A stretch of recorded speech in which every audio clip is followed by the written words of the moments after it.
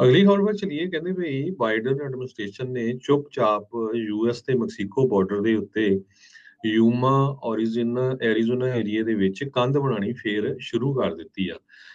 ਇੱਕ ਟਾਈਮ ਦੇ ਉੱਤੇ ਪ੍ਰੈਜ਼ੀਡੈਂਟ ਜੋ ਬਾਈਡਨ ਹੋਣਾ ਨੇ ਆਪਣੀ ਇਲੈਕਸ਼ਨ ਦਾ ਮੇਨ ਮੁੱਦਾ ਇਹ ਬਣਾਇਆ ਸੀ ਵੀ ਜੋ ਕੰਧ ਵਾਲ ਬਣ ਰਹੀ ਆ ਮੈਕਸੀਕੋ ਤੇ ਯੂਐਸਏ ਦੇ ਵਿੱਚ, ਇਹ ਜ਼ੀਨੋਫੋਬਿਕ ਹੈਗੀ ਆ, ਰੇਸਿਸਟ ਹੈਗੀ ਆ। ਜੇ ਮੈਂ ਜਿੱਤਦਾ ਤਾਂ 1 ਫੁੱਟ ਵੀ ਕੰਧ ਬਾਰਡਰ ਦੇ ਉੱਤੇ ਨਹੀਂ ਬਣਾਈ ਜਾਊਗੀ, ਬਲਕਿ ਪੁਰਾਣੀ ਨੂੰ ਢਾਇਆ ਵੀ ਜਾਊਗਾ। ਪਿਛਲੇ ਮਹੀਨਿਆਂ ਦੇ ਦੌਰਾਨ ਕਹਿੰਦੇ ਵੀ 4 ਮੇਜਰ ਗੈਪ ਹੈਗੇ ਆ ਇਸ ਬਾਲ ਦੇ ਵਿੱਚ, ਕਿਉਂਕਿ ਕੰਪਲੀਟ ਨਹੀਂ ਹੋਈ ਸੀ ਯੂਮਾ ਏਰੀਏ ਦੇ ਵਿੱਚ।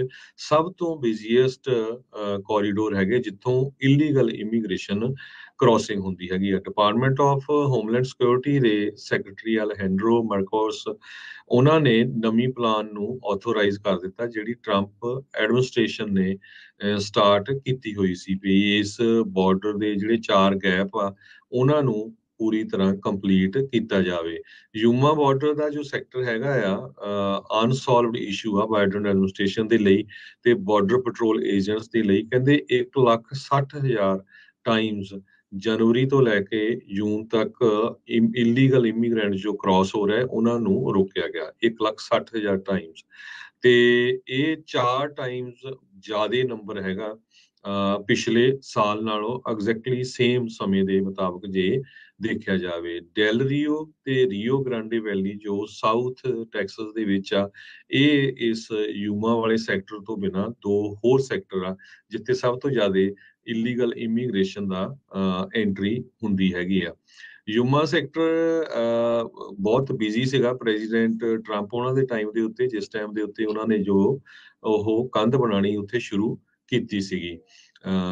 ਬਾਈਡਨ ਉਹਨਾਂ ਦਾ ਡਿਸੀਜਨ ਉਸ ਟਾਈਮ ਦੇ ਉੱਤੇ ਆਇਆ ਇਸ ਕੰਧ ਨੂੰ ਕੰਪਲੀਟ ਕਰਨ ਦਾ, ਜਿਸ ਟਾਈਮ ਦੇ ਉੱਤੇ ਸੈਨੇਟਰ ਮਾਰਕ ਕੈਲੀ ਜੋ ਡੈਮੋਕ੍ਰੇਟ ਹੈਗੇ ਐਰੀਜ਼ੋਨਾ ਤੋਂ, ਉਹਨਾਂ ਨੇ ਪ੍ਰੈਜ਼ੀਡੈਂਟ ਨੂੰ ਕਾਲ ਕੀਤੀ ਭਈ ਸਾਡਾ ਏਰੀਆ ਬਹੁਤ ਇਸ ਟਾਈਮ ਦੇ ਉੱਤੇ ਖਤਰਨਾਕ ਬਣਿਆ ਆ, ਬਹੁਤ ਵੱਡੀ ਗਿਣਤੀ 'ਚ ਇਲੀਗਲ ਇਮੀਗ੍ਰੇਸ਼ਨ ਹੋ ਰਹੀ ਆ ਤੇ ਕਈ ਲੋਕਾਂ ਦੀਆਂ ਮੌਤਾਂ ਹੋ ਰਹੀਆਂ, ਕਿਉਂਕਿ ਆਪਾਂ ਸਾਰਿਆਂ ਨੂੰ ਪਤਾ ਵੀ ਉੱਥੇ ਗਰਮੀ ਬਹੁਤ ਆ। ਕਈ ਵਾਰ 118 ਡਿਗਰੀ ਤੱਕ ਟੈਂਪਰੇਚਰ ਪਹੁੰਚ ਜਾਂਦਾ ਤੇ ਲੋਕ ਤੁਰ ਕੇ ਜਦੋਂ ਕ੍ਰਾਸ ਕਰਦੇ ਪਾਣੀ ਨਹੀਂ ਹੁੰਦਾ, ਕਈ ਰਸਤੇ ਦੇ ਵਿੱਚ ਮਰ ਜਾਂਦੇ ਹੈਗੇ ਆ।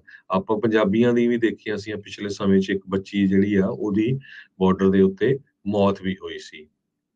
ਸੋ ਹੁਣ ਇਸ ਪੋਰਸ਼ਨ ਨੂੰ ਕੰਪਲੀਟ ਕੀਤਾ ਜਾਊਗਾ। ਹਾਲਾਂਕਿ ਅਗਸਤ 2020 ਦੇ ਵਿੱਚ ਪ੍ਰੈਜ਼ੀਡੈਂਟ ਜੋ ਬਾਈਡਨ ਉਹਨਾਂ ਨੇ NPR ਦੇ ਲੂਲੋ ਗਾਰਸੀਆ ਨਵਾਰੋ ਉਹਨਾਂ ਨੂੰ ਇਹ ਕਿਹਾ ਸੀ ਵੀ 1 ਫੁੱਟ ਵੀ ਕੰਧ ਆ ਉਹ ਨਹੀਂ ਬਣੂਗੀ ਮੇਰੇ ਐਡਮਿਨਿਸਟ੍ਰੇਸ਼ਨ ਦੇ ਦੌਰਾਨ।